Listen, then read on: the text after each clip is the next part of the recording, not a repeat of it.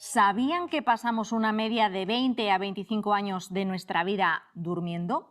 Esto si tenemos en cuenta la esperanza de vida actual y que es aconsejable dormir entre 7 y 8 horas diarias. Pues sepan que España tiene un problema de sueño. Hasta la mitad de la población duerme mal. Afecta a 4,5 millones de personas, según datos de la Sociedad Española del Sueño. Llega a convertirse en un insomnio crónico en el 10% de los casos. En apenas siglo y medio hemos perdido entre 60 y 90 minutos de sueño al día. ¿Y esto qué ha generado? Pues que la venta de somníferos esté disparada. España se sitúa como el país con mayor consumo de benzodiazepinas del mundo, medicamentos que ayudan a paliar el insomnio. El mal sueño de los españoles ha llegado hasta el Congreso de los Diputados. La Comisión de Sanidad ha aprobado una proposición no de ley que insta al Gobierno a tomar medidas en torno a la formación y acreditación de los sanitarios y sanitarias sobre los trastornos del sueño. La Organización Mundial de la Salud lo cataloga de epidemia global.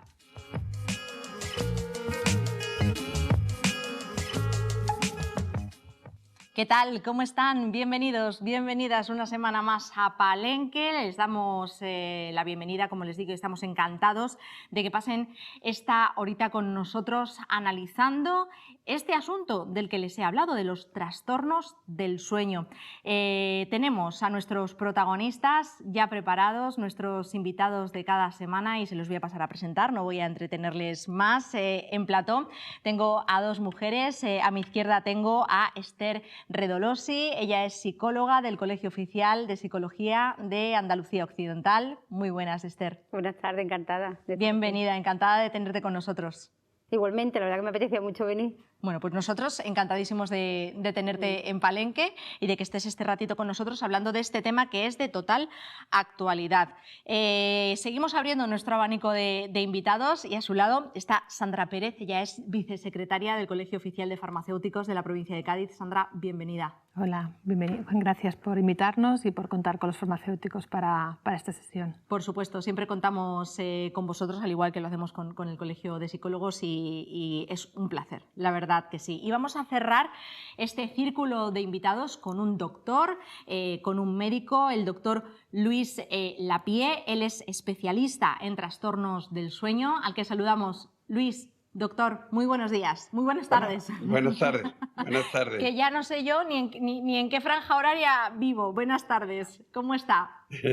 Buenas tardes, muy bien. Gracias y encantado por contar conmigo. Pues encantadísima de saludarle, de tenerle con nosotros en este programa y si os parece, si les parece, pues vamos a comenzar ya y como primera toma de contacto con el tema, luego iremos abriendo el abanico y tocando diferentes asuntos con diferentes temas que tengo preparados para preguntaros, pero me gustaría que os pronunciarais sobre esta última valoración que he leído, la que ha dado la OMS, la Organización Mundial de la Salud, que dice que los trastornos del sueño, el insomnio, se han convertido en una pandemia global. ¿Qué opináis acerca de esto, Esther? Bueno, yo estoy de acuerdo con eso porque nosotros lo vemos en consulta, ¿no? Que cada vez más estos últimos años ha aumentado considerablemente los trastornos de insomnio y la demanda, ¿no? Que existe referente, que muchas veces vienen a lo mejor con otro trastorno y al final lo que está subyace, pues al final termina siendo un trastorno de insomnio y cada vez va más. El uso de fármacos, ahora lo comentará, ¿no? Sandra, pero es verdad que nosotros lo vemos también en consulta, cada vez más personas vienen y sobre todo buscando soluciones rápidas, ¿no? Que eso en todo caso lo hablaré un poquito más para adelante, pero eso que sí, que estoy de acuerdo con la idea porque se nota considerablemente el aumento en los últimos años. Sandra, ¿de acuerdo con la OMS sí, sobre esto? Totalmente de acuerdo porque lo vemos en la farmacia, la dispensación de fármacos hipnóticos para el sueño. Se habla que de 100 de cada 1000 habitantes en España consume algún fármaco para promover el sueño. Hablamos de fármacos hipnóticos. Luego le sumamos los indicados como fitoterapia, melatoninas, ya independientemente de eso, con lo que hablamos de tasas superiores a ese número de pacientes. Hablaríamos de un 20% aproximadamente con trastornos de insomnio. Son unas cifras considerables. Doctor Lapie, ¿qué opina acerca de esta declaración de la Organización Mundial de la Salud calificando o catalogando a los trastornos del sueño como epidemia global? Pues que estoy totalmente de acuerdo, porque yo cada día aquí en la clínica donde analizo los sueños me encuentro con más patologías de insomnio. Insomnio por muchos motivos, sobre todo los insomnios que son situacionales, quiere decir, las personas que tienen agotamiento por estrés, por desfase del horario del sueño, las personas que trabajan a turno, al cambiar de horario le trastorna el sueño y se presentan muchas patologías y mucho agobio en las personas que vienen muy preocupadas porque no consiguen conciliar el sueño y después al día siguiente están con somnolencia, tienen falta de concentración, le cambia el carácter. Hay una serie de alteraciones como consecuencia de no dormir correctamente. Doctor, lo primero que quiero preguntarle a usted como médico es ¿qué es un trastorno del sueño? Que no sé si es lo mismo que el insomnio. No, vamos a ver. Un trastorno del sueño quiere decir que el sueño fisiológico normal de la persona no es correcto. Quiere decir, la persona que debe dormir con un sueño que debe ser profundo, que tiene que tener sus fases, donde en las fases profundas del sueño se fabrican una serie de sustancias que son fundamentales para el vivir correctamente, no se producen porque hay alteraciones, el sueño es fragmentado, el sueño se despierta muchas veces, no tienen la fase profunda donde deben tenerla, la persona no descansa, al día siguiente está con sueño, está con mal carácter, no tiene capacidad de concentración como estaría si durmiera bien. Hay una serie de alteraciones que son típicas del trastorno del sueño. Trastorno del sueño que entre otros tipos están los insomnios. Están los insomnios, están otra serie de patologías también como trastorno del sueño, como es la apnea, como es la narcolepsia, como es el síndrome de piernas inquietas, la mioclónica de las enfermedades, de las extremidades inferiores, los trabajadores a turno que tienen unos trastornos especiales de sueño, el que duerme una semana de mañana, otra de tarde y otra de noche, trastorna mucho todo eso, el reloj biológico de la persona, que es la que se altera cuando el sueño no es fisiológicamente saludable. No sé si he aclarado lo que me pregunta. Totalmente. Lo que quería preguntarle o repreguntarle es si el insomnio es el tipo de trastorno del sueño más frecuente en nuestro país. Pues sí, porque es que las otras patologías del sueño, los otros trastornos, como es por ejemplo las apneas, la persona con las apneas se despierta, tiene insomnio, duerme mal. La persona que tiene un asma bronquial nocturno duerme mal, se despierta mucho. El sueño no es gratificante, no es reparador. Entonces la persona está mal porque no descansa. Hay 3 parámetros en el organismo, en la persona, para tener una buena calidad de vida. Existen 3 parámetros. Una dieta mediterránea correcta, que es comer de todo, fruta, verdura, carne, pescado, etc. Por otro lado, tener ejercicio físico y psíquico y tener un sueño bueno, un sueño reparador, un sueño correcto, fisiológico, con arreglo a la edad que tenga cada persona. Cuando hablamos de sueño reparador, ¿a qué nos estamos refiriendo, doctor? Sueño reparador es que duerme lo suficiente para que a la mañana siguiente estás como una moto, estás fenomenal. Cuando por la mañana te despiertas cansado, con sueño, con dolor de cabeza, con mal cuerpo, es que no has descansado bien la noche anterior. Y eso se traduce durante el día en el comportamiento tanto familiar como en relaciones sociales, como en tu trabajo, en todo te altera. La persona no está al 100% de rendimiento. Lógicamente todo eso repercute en la vida de esa persona y de los que le rodean. Realmente el que tiene o la persona que tiene trastornos de sueño, Esther, ¿es consciente realmente de que tiene un problema? Bueno, normalmente hay muchas personas que se dan cuenta que tienen ese problema, sobre todo por eso, lo que ha dicho el doctor antes, porque hay unas consecuencias, ¿no?, al insomnio. Entonces la persona se da cuenta de que no puede rendir bien en el trabajo, de que tiene problemas a la hora de relacionarse, que está más cansada de lo habitual, más irritable. Entonces esas consecuencias son las que la persona siente que no se encuentra bien, claro. Hay como una demanda que siente que tiene un problema y claro, quería comentarte eso, que tiene que ver con las consecuencias y a lo mejor se lo provoca, por ejemplo, un trastorno de ansiedad o un trastorno depresivo o un trastorno físico. Entonces hay unas consecuencias previas y después unas consecuencias que consiste en llevar en sí lo que es el insomnio. Entonces por eso normalmente la persona lo que nota es eso, nota ese malestar en su día a día, que se despierta.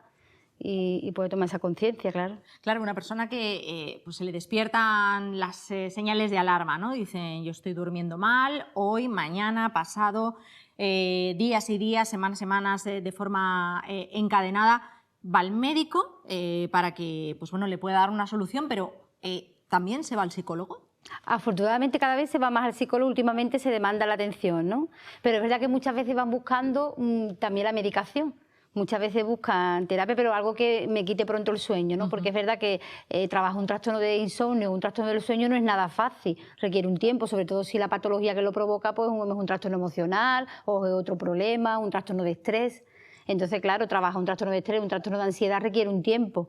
Y es verdad que, claro, la persona siente que le perturba tanto en su día a día el insomnio que lo que quiere es un recurso rápido para poderlo solucionar. Por eso muchas veces trabajamos conjuntamente con los psiquiatras para que pueda existir esa medicación y la terapia pues, sea más eficaz, ¿no? Claro. Sea lo más rápido posible. Precisamente por ello le quiero preguntar a Sandra. Hay muchas personas que directamente pues, tienen falta de sueño, tienen trastornos de sueño, que estamos viendo cómo es un verdadero problema, y deciden pues, solucionarlo de forma rápida, no acuden al médico, no acuden a un especialista en psicología, en psiquiatría, van a la farmacia para que les ayudéis.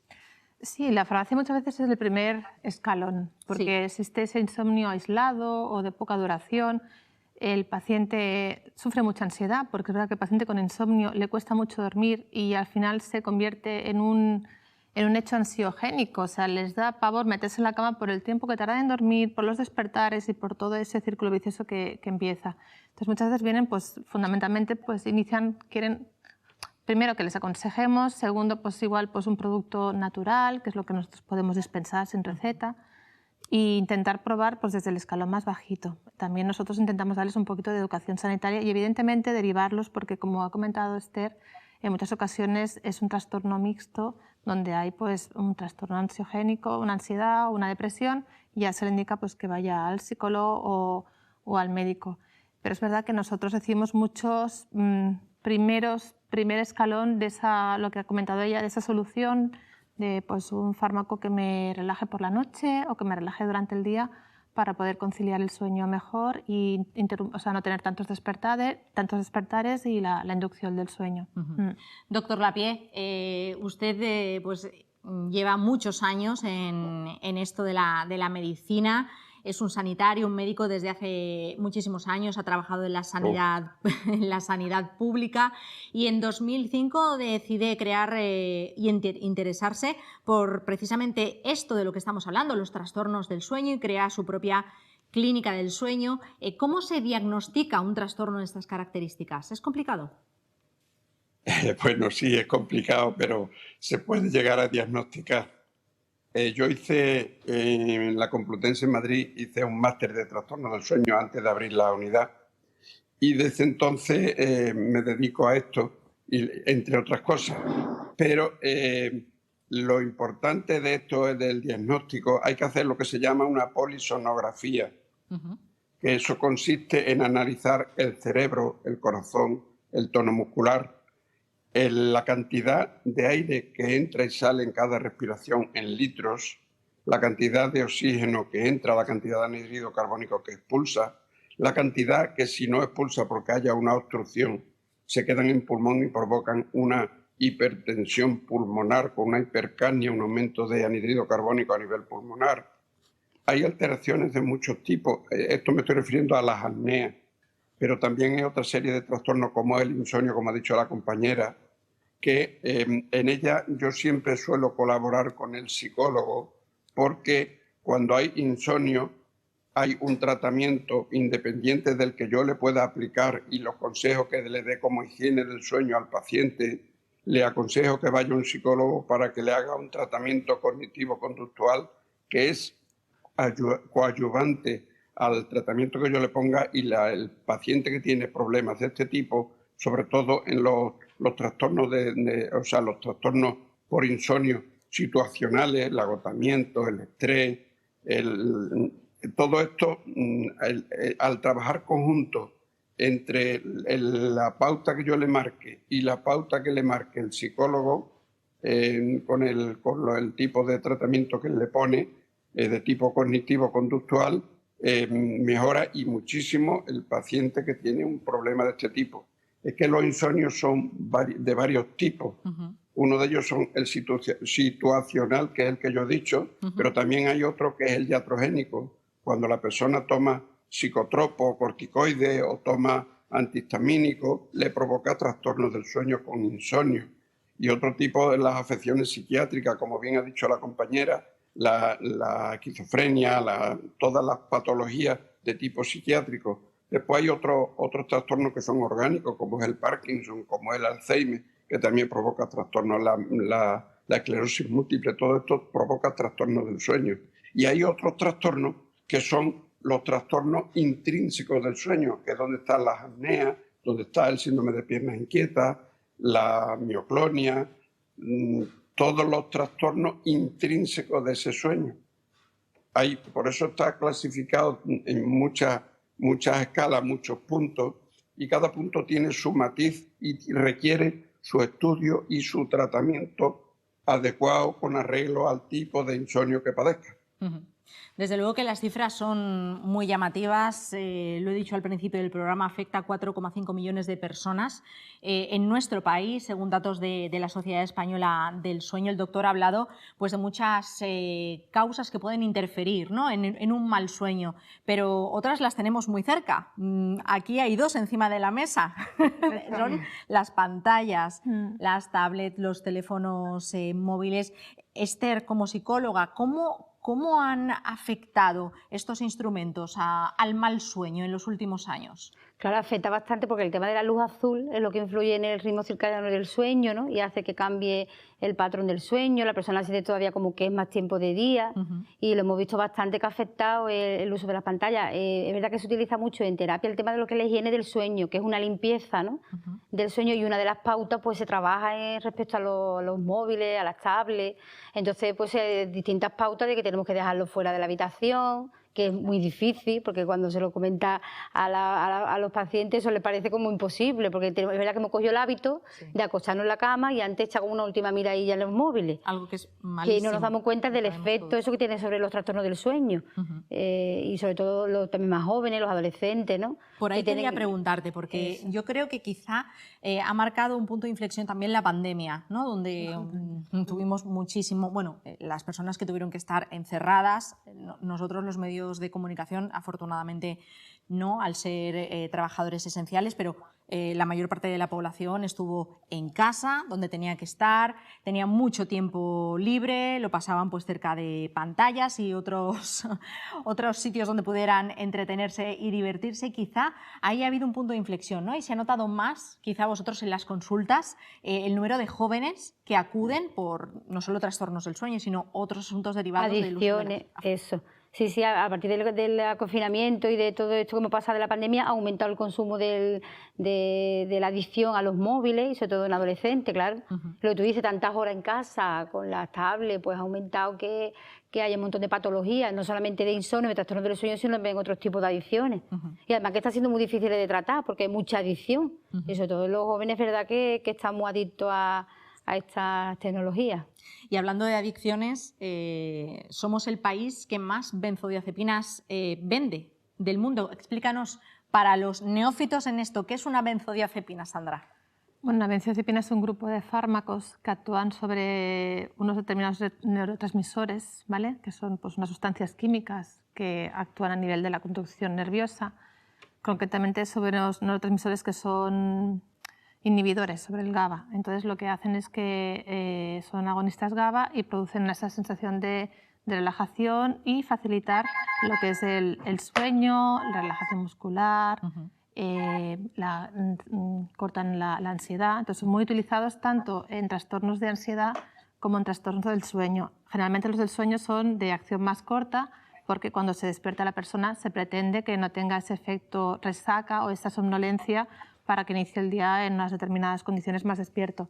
Realmente son fármacos que se prescriben mucho y en población mayor de 55 años, diría, de sexo femenino, su prescripción es muy elevada. Y realmente, aunque siempre se aconseja pues, como 2 semanas máximo, la tendencia es que haya un consumo crónico, es decir, un consumo prolongado de ese fármaco y muy difícil de retirar por parte del paciente. Con consecuencias, con efectos secundarios, entiendo. Sí, sobre todo bueno, porque crea una cierta tolerancia, con lo que cada vez tienes que consumir dosis mayores para conseguir el mismo efecto.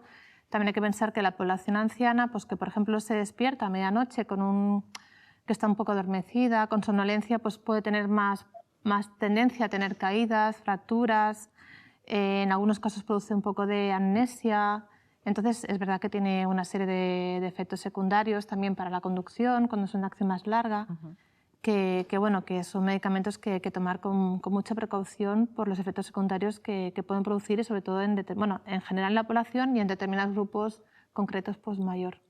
Las benzodiazepinas evidentemente se pueden adquirir bajo prescripción médica, pero hay personas pues, que pueden adquirir otro tipo de medicamentos, no lo llamamos así, sino otra serie de fármacos, o no sé cómo llamarlo correctamente, tipo melatonina, valeriana, que eso sí que está al alcance de todos y cada uno de nosotros, Sandra. Y tengo aquí otro dato que también me ha llamado muchísimo la atención, y es que de octubre de 2021 a septiembre de 2022 se han vendido 11 millones de cajitas, de cajas de remedios, ¿no? para poder conciliar el sueño, llámese valeriana, melatonina, etcétera.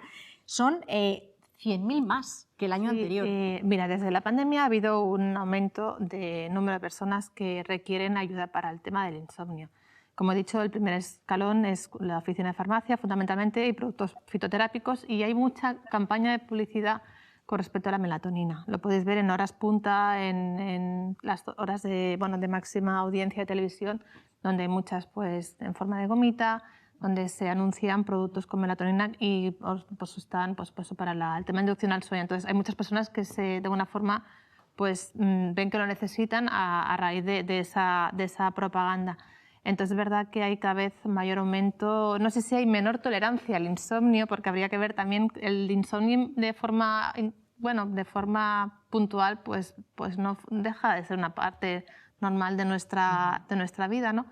Entonces no sé si esa demasiada información da lugar a que tú crees una expectativa cuando realmente no lo necesitas, pero es verdad que el número de personas que preguntan por hipnóticos no farmacológicos para el sueño ha aumentado, y cada vez hay mayor número de marcas con mayor número de fórmulas zombie capa, retardados, en fin, para poder solucionar estos problemas, y es porque hay un mercado que lo está demandando. Doctor Lapie, como decía Sandra Pérez, vicesecretaria del Colegio Oficial de Farmacéuticos de la provincia de Cádiz, quizá el insomnio, los trastornos del sueño son inherentes, ¿no? Según van pasando los años, al desarrollo de nuestra vida. ¿Eso es así? ¿Se duerme mejor de pequeño y peor de mayor? Sí, vamos a ver, el niño recién nacido, por ejemplo, tiene que dormir 17 horas y media en el día. Cuando duerme menos, ya está teniendo problemas del tipo que sea, que hay que analizarlo. Eso se encargan los pediatras. Pero la persona, a medida que va evolucionando, va cambiando. ¿Por qué? Porque la hormona del crecimiento que se fabrica en la fase profunda del sueño es la que regula nuestro sueño. Entonces, esa hormona que se fabrica en el cerebro, lo que hace es que se encarga de regular el tiempo que tiene que dormir la persona desde el punto de vista fisiológico. A partir de los 65 años, la hormona del crecimiento, el organismo la fabrica menos, cada vez menos a medida que va cumpliendo edad.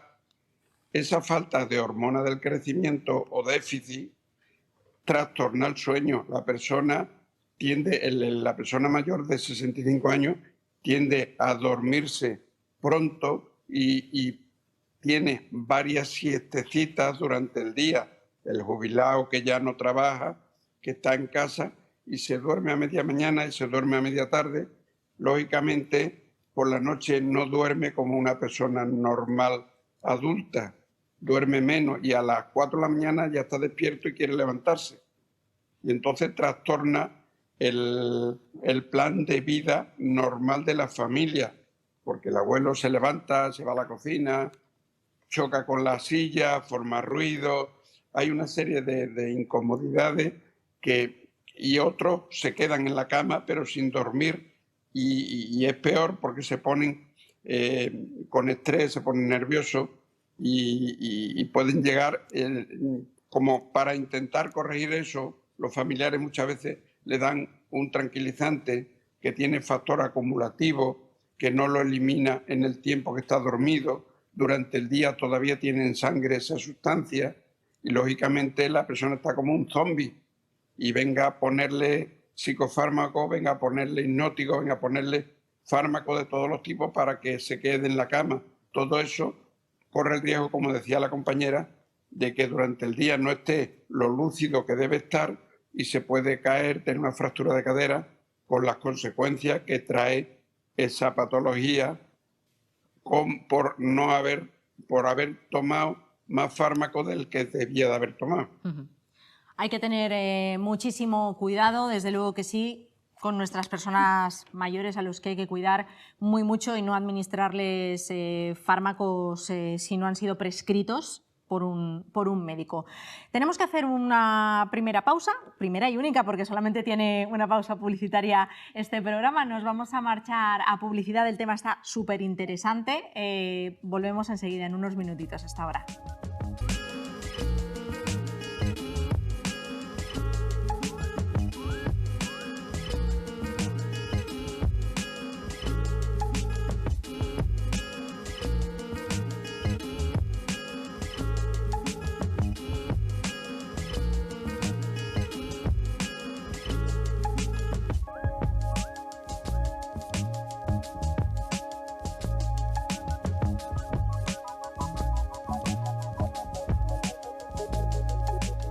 Hola de nuevo a todos y todas y bienvenidos y bienvenidas si se incorporan en estos momentos a esta pantalla, a la pantalla de Onda Cádiz Televisión. Estamos en Palenque y hoy estamos hablando de los trastornos del sueño. Si no han estado durante la primera parte del programa, les animo a que vean nuestra redifusión o puedan disfrutar del programa al completo en nuestro canal de YouTube porque realmente ha sido muy interesante y merece mucho la pena. Estamos hablando de este asunto y lo estamos haciendo con nuestros invitados, Esther Redolosi, psicóloga del Colegio Oficial de Psicólogos de Andalucía Occidental. Esther, gracias por estar con nosotros.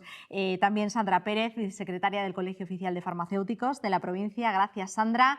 Y a través de videollamada tenemos al doctor Luis Lapie, que es especialista en trastornos del sueño. Hola, Luis, de nuevo, y gracias por continuar con nosotros. Y bueno, vamos a seguir hablando de este asunto y te quiero preguntar, ya que te tengo ahí en pantalla, Luis, ¿por qué a los españoles nos cuesta tanto dormir?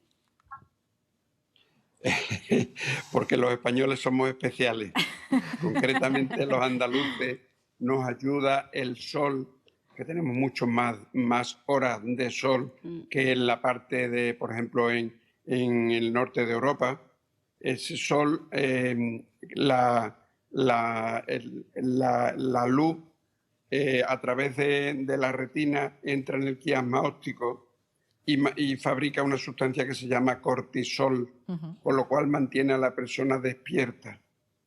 Por eso, cuando por la noche queremos dormir, siempre hay oscuridad y esa misma impresión que ya no recibe la retina por la luz es mucho más tenue o prácticamente estamos a oscuras, llega al quiasma óptico y lo que hace es que fabrica melatonina a nivel cerebral en vez de cortisol y la persona le entra sueño, porque la melatonina es la hormona del sueño. Y esa se fabrica también cuando tenemos las fases profundas del sueño. Por eso, cuando la persona no duerme bien, fabrica menos melatonina. Y una de las cosas que nosotros hacemos aquí en la clínica es pedir una melatoninemia para ver cómo está la melatonina en sangre. Cuando la melatonina está baja, es eficaz el tratamiento con melatonina. Si está fisiológicamente normal, la melatonina no influye en absoluto para el sueño. O sea que esto es un aviso a navegantes para todas las personas, hombres y mujeres que nos estén escuchando. No vale de nada comprar melatonina si previamente no se ha hecho antes una analítica que demuestre que evidentemente nuestro cuerpo la necesita. Aún así, le hace falta, correcto. Claro, exactamente. Correcto. Doctor, por eso digo que mucha gente toma melatonina. Es verdad que es la hormona del sueño, pero si tienes fisiológicamente en sangre la cantidad adecuada, no necesitas tomarla. Es como si tú quieres tomar azúcar porque tienes hipoglucemia, te viene fenomenal el tomar un poquito de azúcar. Pero si tú tienes el azúcar normal, ¿para qué vas a tomar azúcar? Si te apetece un dulce, vale, pero que no es para subir la glucemia, porque tu organismo, tu insulina, tu páncreas fabrica la insulina perfectamente y no necesita tomar azúcar cuando hay hipoglucemia. Cuando hay hipoglucemia sí, pero cuando la hipoglucemia está en sangre normal, la persona no es diabético, no tiene por qué tomar azúcar. No sé si el ejemplo puede valer. Perfecto, pero... es perfecto, el ejemplo lo hemos entendido perfectamente. Y yo tengo una duda, ¿cuánto podemos aguantar sin dormir? ¿Cuántas horas acumuladas podemos o cuántas horas podemos acumular sin dormir para estar mínimamente bien, doctor? Muy poco, porque si la persona no duerme se muere. O sea, está demostrado que la persona que duerme mal se muere 3,5 veces antes que una persona que duerma bien. Vaya.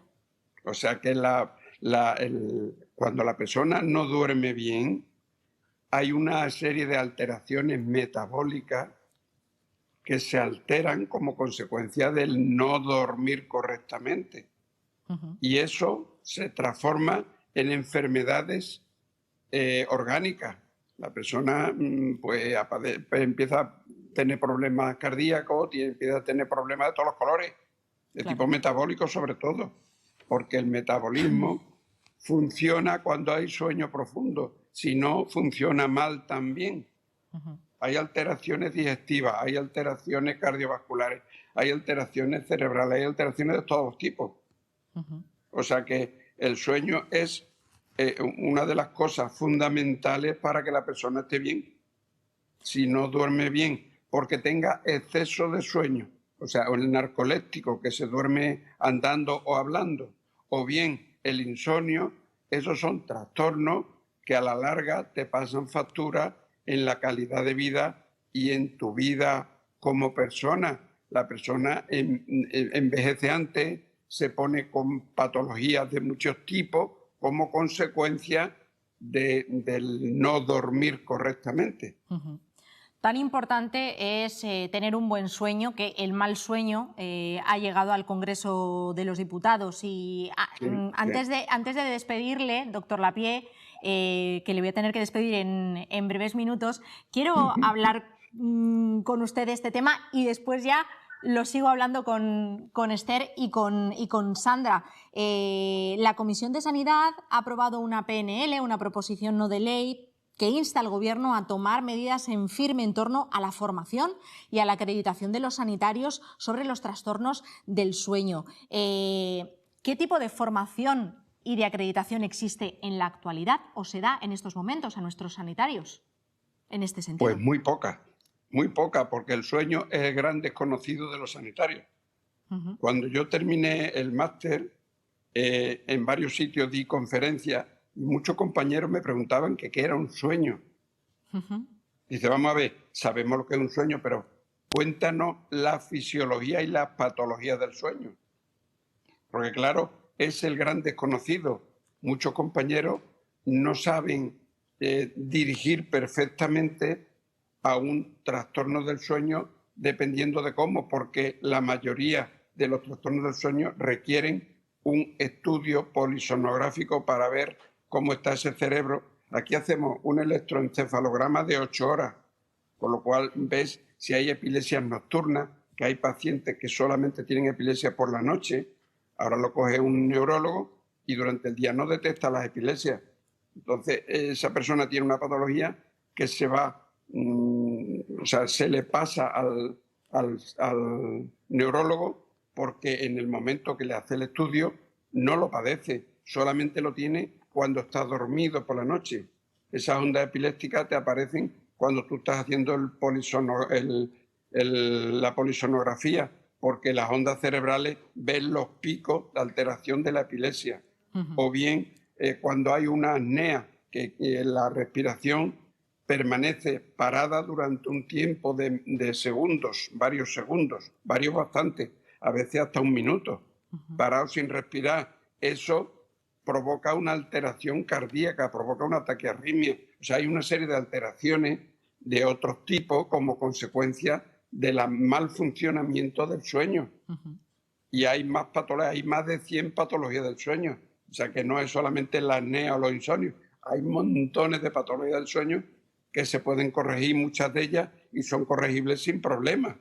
Y muchas de ellas no necesitan ni fármacos, necesitan tratamientos cognitivos, conductuales y una higiene del sueño en condiciones. Se le da poca Con importancia. eso se corrige en un porcentaje bastante importante de los trastornos del sueño, muchos de ellos, otros no. Otros requieren o un CEPA o requieren un hipnótico puro, que depende si lo tienes que dar de vida media ultra corta o corta, con metabolitos y metabolitos. Tienes que tener en cuenta cómo está el hígado de esa persona, o sea, porque muchos de los fármacos estos se eliminan a través del hígado. Todo esto hay que tenerlo en cuenta y analizar muy mucho al paciente en concreto, porque nunca hay una patología, son pacientes con patología y cada uno es distinto y cada uno hay que analizarlo individualmente, intentar corregirle su problema desde las muchas características que presenta, porque no es lo mismo tratar un insomnio con un cardiópata que tratar un insomnio con un, por ejemplo, un diabético. El diabético hay que tener en cuenta su diabetes para corregírselo, y si el trastorno del sueño es por una cardiopatía, hay que tener en cuenta la cardiopatía para corregir el sueño. Está claro que los trastornos del sueño precisan un abordaje multidisciplinar, no solamente ir al médico. Correcto. O a ir al psicólogo o ir al farmacéutico, no, necesita mucho más. Ya le voy a despedir, pero le quiero hacer la última pregunta, y es si los trastornos del sueño, doctor Lapie, se curan. Muchos de ellos sí, otros no. No podemos generalizar. La mayoría son curables, en un porcentaje alto, pero hay algunas patologías que, por ejemplo, el que tiene un trastorno del sueño, porque tiene, ¿qué le diré yo?, un Alzheimer muy avanzado, es muy difícil corregirlo, pero se puede corregir, por lo menos mejoría sí puede tener. Perfecto.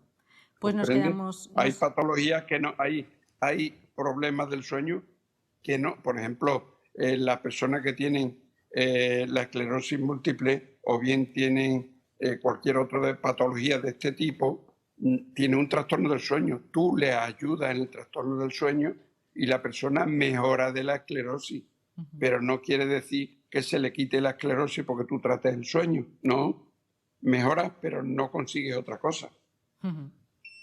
Pues nos quedamos con ello. No sé si me explico. Se ha explicado estupendamente, doctor Lapie. Muchísimas gracias por haber estado este ratito con nosotros en el programa, que ha aportado muchísimo. Y bueno, hay pocos, o casi, creo que usted es el único corríjame si me equivoco, en Yo la tengo provincia de Cádiz, en la clínica. yo tengo la clínica aquí en Jerez. Exactamente. Y aquí veo a todo el que me lo demanda, claro. Claro que sí. Pues muchísimas gracias por estar con nosotros en el programa. Venga, adiós, buenas tardes. Gracias, buenas. Adiós. Bueno, pues despedimos al doctor Luis Lapial, que le agradecemos muchísimo que nos haya atendido estos minutos, este especialista en trastornos del sueño, y vamos a retomar esa pregunta que le he hecho al doctor, o esa reflexión que le he pedido, que es pues ese paso, ¿no?, que se ha dado con esa PNL, con esa proposición no de ley, de llevar o de instar a que el Gobierno tome medidas precisamente para que los sanitarios, nuestros sanitarios y nuestras sanitarias, puedan tener acceso a una formación en condiciones sobre los trastornos del sueño. Hasta ahí hemos tenido que llegar, ¿no? Qué poca importancia se le ha dado durante la carrera, ¿no?, a esto, que es otra enfermedad, como la OMS dice, es una epidemia global. ¿Qué pensáis? ¿Qué opináis? Bueno, nosotros en la formación igual, la formación del psicólogo también existe una formación básica, ¿no?, para eso. Pero después, como hemos visto, hemos estado hablando que lo profundo que es el tratamiento de un insomnio, que no es nada fácil, que hay que profundizar, saber de dónde viene, si hay una patología física, si es emocional, las consecuencias. Por lo tanto, tiene una formación profunda para poder tratarlo, ¿no?, que no es una cosa que se puede tomar a la ligera. Entonces es necesario que haya más formación, también que haya más psicólogos, ¿no?, también la sanidad pública, que también es necesario, como decía el doctor, ¿no?, el tratamiento cognitivo-conductual, que es la forma de cómo la persona gestiona los pensamientos, tiene que ver muchas veces con el insomnio. Entonces, el que haya más formación en ese tema y de que se pueda trabajar de una forma más continuada en la salud pública, pues mejoraría bastante, porque me parece bastante interesante lo que se haga esa propuesta. Desde luego que sí. Sandra, ¿qué opinas? Yo creo que, como has comentado, es una epidemia, provoca mucho absentismo laboral, y un insomnio crónico provoca otra serie de enfermedades psiquiátricas concomitantes que no sabemos si es la causa o es el efecto, y por lo tanto realmente la formación de todos los profesionales sanitarios, desde los médicos, psicólogos, farmacéuticos, es fundamental. En nuestro caso, realmente, como he comentado antes, somos como un escalón inicial. En un insomnio más prolongado, evidentemente, la terapia cognitivo-conductual y la terapia con el médico son el tratamiento de elección. Es verdad que creo, no sé si estarás de acuerdo conmigo, que mucha tendencia es a una solución rápida. Y realmente la solución rápida es la solución farmacológica. La solución con tratamientos sin receta, sin prescripción por el médico en farmacia, pues son para insomnios muy concretitos y tienen, pues, bueno, para personas pues, que lo pueden controlar, porque es un insomnio relativamente fácil de llevar. Pero cuando ya pasamos a tratamientos con hipnóticos, benzodiazepínicos, zolpidem, zopiclona, en fin, existen muchísimos, a veces como esa solución rápida que al final el paciente se acomoda y se perdura durante mucho tiempo. Y tal vez dentro de esa formación creo que será importante incluir las terapias cognitivas conductuales, la educación, qué cosas tiene que hacer el paciente, el tema de las pantallas, el tema de no tomar excitantes, el tema de una habitación con una temperatura y con una luz adecuada. O sea, hay muchas cosas que si se trabajaran, el paciente no tendría que llegar a tomar ningún fármaco, pero realmente esas cosas que son tan básicas no se trabajan, incluso igual a veces no las conocen, o igual el profesional no se la transmite. Y creo que antes de empezar con todo ese abanico hay detrás muchas cosas para hacer y forman parte de esa educación para los profesionales sanitarios. Precisamente vosotros, los farmacéuticos, que estáis tan cerca a nuestro, se ha visto durante la pandemia, íbamos a preguntaros, ¿no?, a vosotros qué podíamos hacer.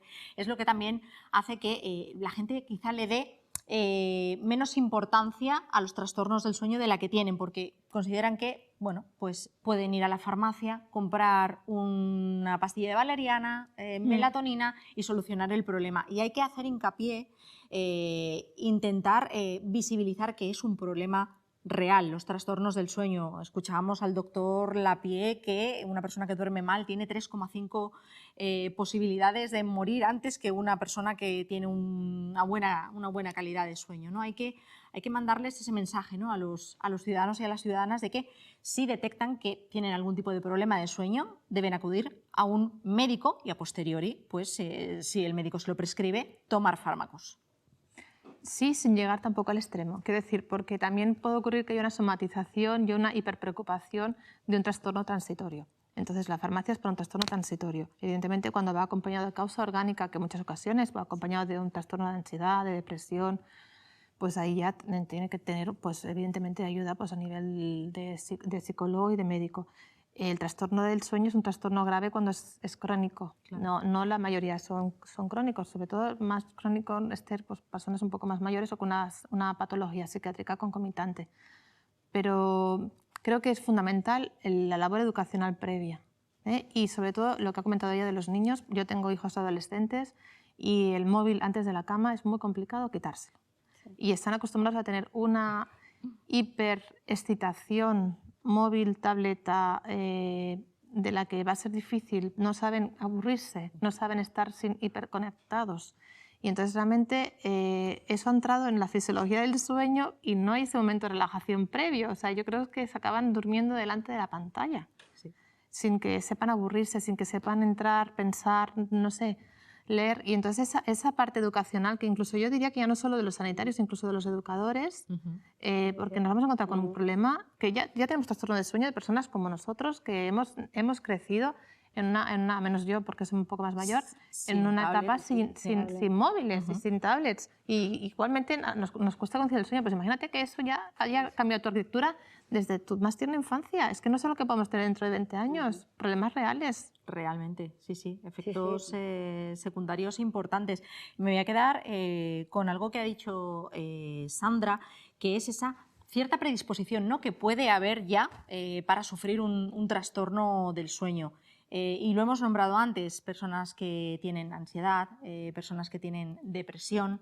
Esas personas se enfrentan pues, a ese problema de una manera diferente, ¿no?, cuando acuden a tu consulta. Claro, sí, porque la idea, la persona viene mejor con la ansiedad, claro, y después está relacionado el tema del trastorno que va junto, ¿no?, al trastorno. Entonces, hay personas que vienen directamente por la ansiedad y se valora que existe un trastorno de insomnio, o la persona que viene por el insomnio, al final valoramos que existe un trastorno emocional. Entonces, claro, la intervención también es distinta. Y lo que ha dicho Sandra antes es verdad, el tema de que la gente busca soluciones rápidas, ¿no? Que muchas veces el problema que nos encontramos en terapia también es ese, que las personas buscan solucionarlo pronto. Quiero dormir porque, claro, tengo que trabajar, tengo que funcionar, tengo que seguir mi vida, y llevo tanto tiempo sin dormir y no funciono bien.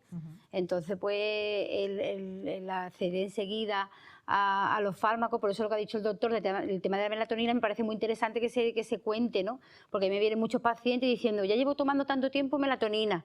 Y claro, como ha comentado el doctor, si tienes niveles bien de melatonina no te sirve para nada. Entonces, el tener ese conocimiento, que muchas veces es un conocimiento erróneo de que voy a dormir mejor simplemente por tomar melatonina, no es así. Exactamente. Entonces, es verdad que existe esa educación que es necesaria en todos estos conceptos, ¿no? La melatonina que nosotros podemos vender sin receta es de dosis máximas de 1,9 miligramos. ¿Eso es muy bajo? Es una dosis baja. La melatonina tiene un perfil de seguridad alto. Entonces, a partir de 2 miligramos ya es medicamento con prescripción médica.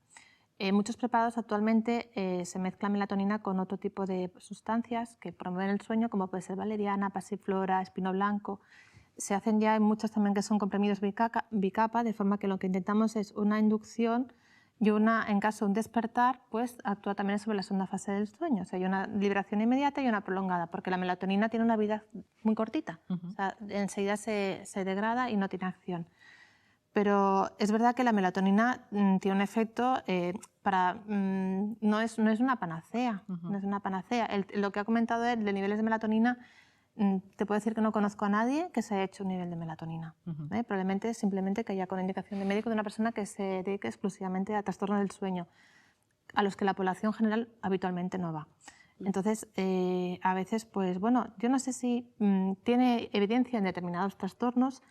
Tiene evidencia, sobre todo cuando hay una liberación prolongada de melatonina, no una melatonina de acción rápida, porque se elimina muy fácilmente, incluso si tú enciendes la luz, como la melatonina es muy sensible a la luz, puede parar su efecto.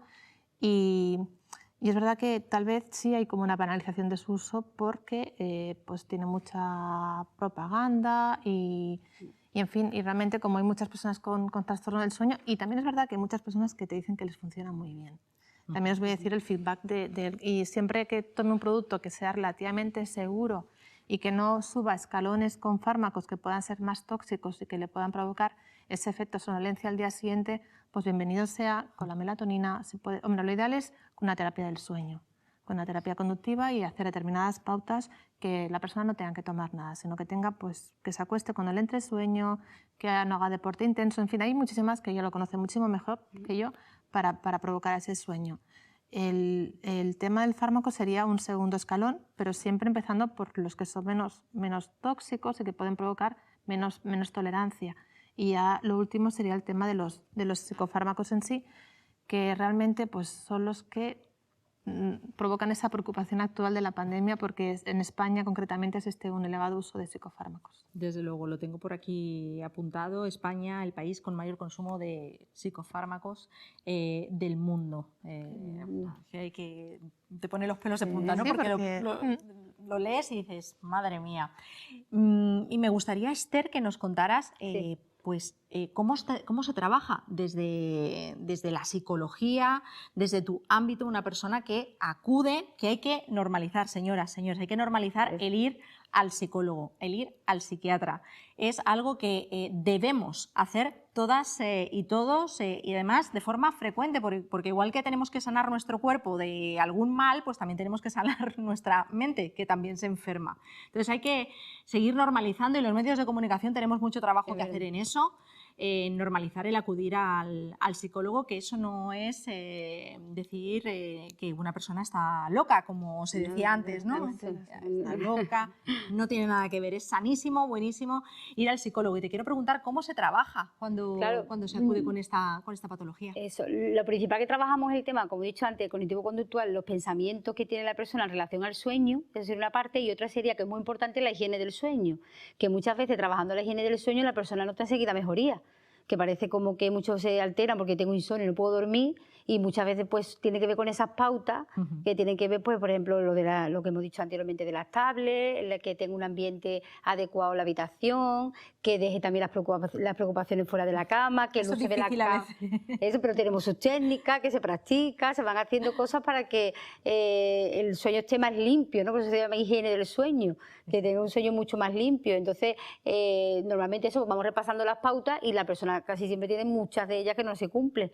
Entonces, pues, vamos trabajándolo poco a poco para que la persona vaya adquiriendo un patrón de conductas que le favorezca el sueño. El tema de la cafeína, que hay que tomárselo hasta 1 hora.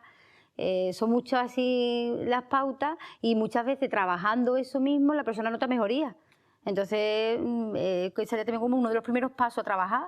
Cómo yo hago mi vida, qué pautas tengo, cómo me relaciono conmigo y con mis sueños, y cambiando eso, si vemos que no hay solución, pues entonces ya sí habrá que recurrir pues al farmacológico o a otro tipo de intervención. Pues esperamos desde luego a todas las personas que nos están viendo que este programa les haya servido como herramienta por si acaso piensan o sospechan que pueden tener algún tipo de trastorno del sueño, pues que pues tomen nota de lo que tienen que hacer. Sandra Pérez, Esther Redolosi, hemos terminado. Muchísimas gracias por participar en este palenque que ha estado muy, pero que muy interesante. Gracias por venir. Gracias. Y yo me despido también de todos ustedes, señoras, señores. Nos vemos la próxima semana. Adiós.